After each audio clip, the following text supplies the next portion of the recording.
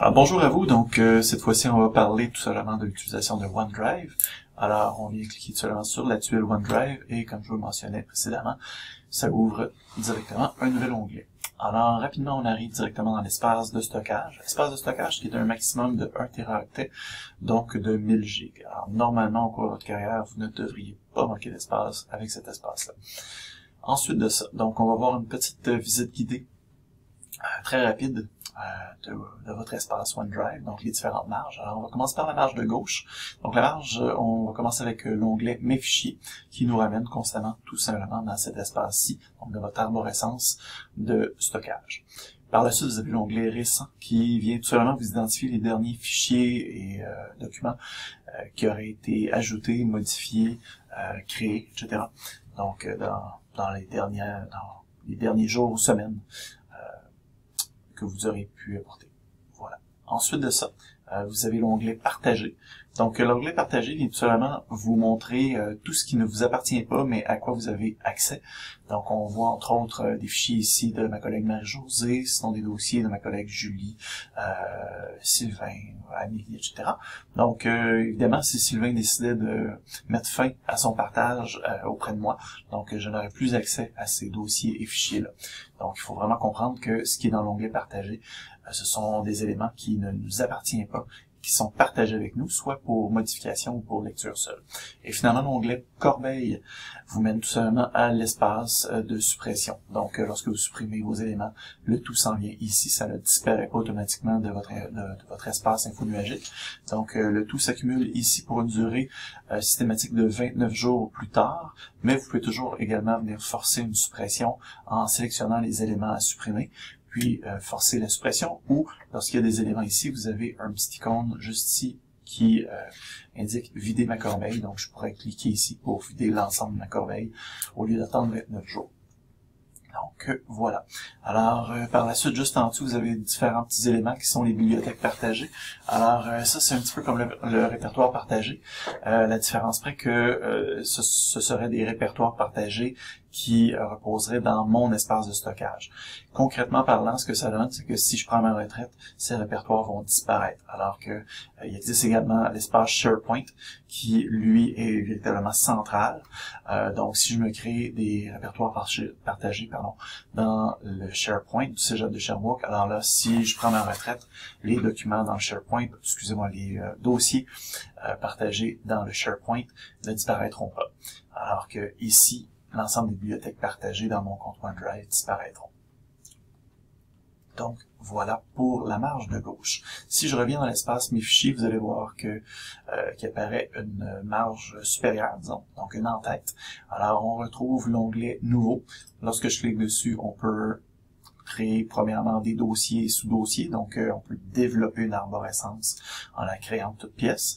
Évidemment, c'est votre espace de stockage, donc vous créez ce que vous voulez. Par la suite, vous pouvez également créer des fichiers classiques, disons, donc avec Word, Excel, PowerPoint en ligne. Donc ce sont les versions vraiment en ligne, donc les versions légères de Word, Excel, PowerPoint. Ensuite, vous avez également la possibilité de créer un fichier OneNote. OneNote étant seulement un outil de prise de notes simplifié qui est beaucoup plus rapide que prendre des notes dans Word. Ensuite de ça, vous avez finalement la création de forms, donc de formulaires Excel qui sont seulement des petits sondages très simples, très rapides à faire, beaucoup plus simples que dans Mivox. Donc, lorsque vous voulez créer un petit sondage très rapide à distribuer, soit à des personnes ciblées ou par un hyperlien de sondage. Alors, dans ce cas-là, vous cliquez là-dessus, c'est très convivial, c'est très facile, très rapide. Et le tout est évidemment compatible avec Excel.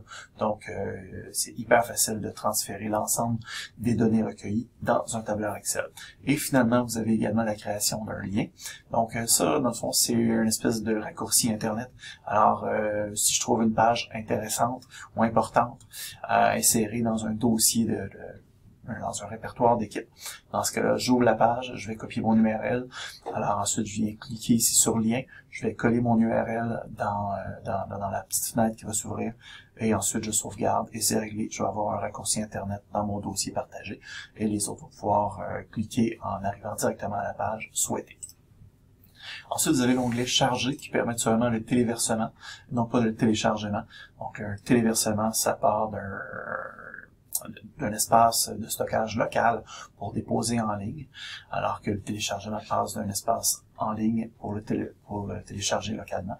Alors ici, c'est du téléversement. Donc, vous pouvez cibler soit des fichiers ou des dossiers, mais sachez que le navigateur, l'espace OneDrive est compatible pour ce qu'on appelle le drag and drop, donc le glisser-déposer. Alors, vous pourriez sélectionner un lot de fichiers sur votre T ou sur votre C à la maison, et en le sélectionnant, vous le glissez tout simplement dans votre espace OneDrive et le tour serait joué. Donc tout ça, l'ensemble de l'arborescence va être respecté et va se dupliquer. Je tiens vraiment à dupliquer parce que ce n'est pas un coupé-coller, c'est vraiment un copier-coller, donc c'est un duplicateur.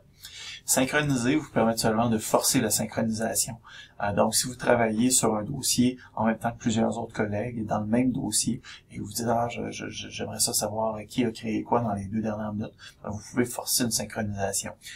Sachez quand même que Microsoft est assez efficace côté rafraîchissement, mais néanmoins, ça existe. Ensuite, le flux vous permet seulement d'avoir une série de flux d'actualité, si on peut dire, donc les modifications de fichiers, dossiers, etc. Mais quant à moi, je juge pas que c'est ce qu'il y a de plus intéressant. Donc, voilà. Et évidemment, si j'entre tout simplement dans n'importe quel dossier, alors là, mon en-tête va avoir légèrement changé. En étant dans le dossier, je peux télécharger le dossier, donc ça va tout simplement me télécharger un dossier zippé, un dossier compressé. Donc, voilà. Ça nous permet donc d'avoir l'ensemble du dossier application en un fichier zip. Sinon, pour le reste, j'obtiens vraiment les mêmes options, sauf partager et copier le lien. Donc, en étant dans le dossier, je peux directement partager le dossier application. Donc, en cliquant sur partager, ben là, je pourrais commencer à dire, Dion, Julie, ensuite Fraser, Marie-Josée. Et là, je pourrais continuer avec des collègues ciblés si je souhaitais vraiment partager ce dossier-là avec des collègues en particulier. Et là, l'ensemble de ces collègues-là pourraient avoir un rôle collaboratif dans ce dossier-ci. Et le rôle, ce sera à moi de décider. Est-ce que c'est toute personne ayant ce lien et est-ce que je souhaite octroyer un droit de modification? Si je le décoche, ils auront accès à mon dossier, mais en lecture seule. Alors que si je le laisse cocher, ce sera en droit de modification. Donc, voilà qui est ça. Sinon, si je clique juste à côté, alors ce sera copier le lien.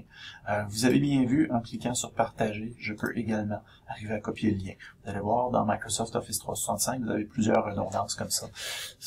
C'est relativement normal. Donc, voilà. Alors, copier le lien, ça fonctionne exactement de la même manière. À savoir, vous pouvez donc modifier en disant, est-ce que je veux copier le lien en octroyant un droit de modification ou en octroyant un droit de lecture seule. C'est à vous de choisir. L'avantage de l'hyperlien est que vous pouvez envoyer l'hyperlien à 55 personnes sans toutes les inscrire. Par contre, il s'agit d'un hyperlien, donc les personnes recevant l'hyperlien devront toujours retourner dans le courriel avec l'hyperlien pour pouvoir avoir accès au fichier en question. Donc voilà qui est ça. Sinon, si je reviens dans mon espace, mes fichiers, remarquez que lorsque je promène mon curseur, j'ai toujours un accès à une petite boule blanche, ainsi que à 3 petits points. Donc autant je peux sélectionner comme ça, en cliquant sur les petits cercles blancs. Sinon, je peux également venir directement dans les 3 petits points et avoir accès à essentiellement la même en-tête, donc les mêmes options que dans l'en-tête, pardon.